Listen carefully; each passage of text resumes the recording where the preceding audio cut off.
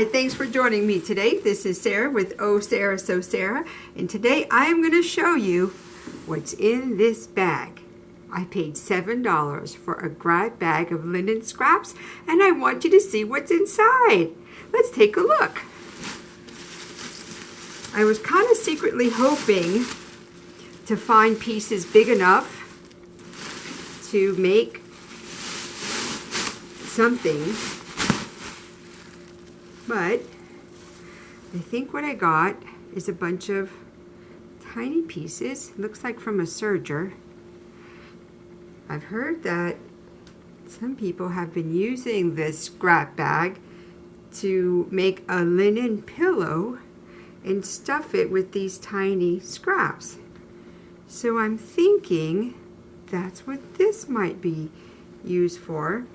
I was secretly hoping maybe there would be some pieces big enough to get some squares.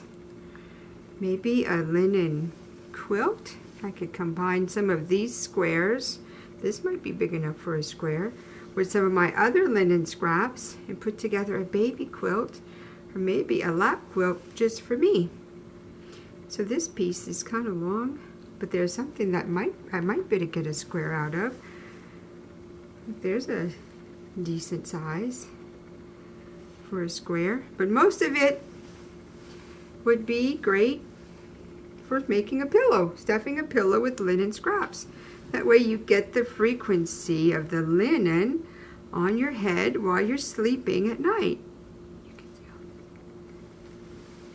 Okay, so I'm just looking through here to see if there's anything that would be bigger than tiny pieces, and there's different colors.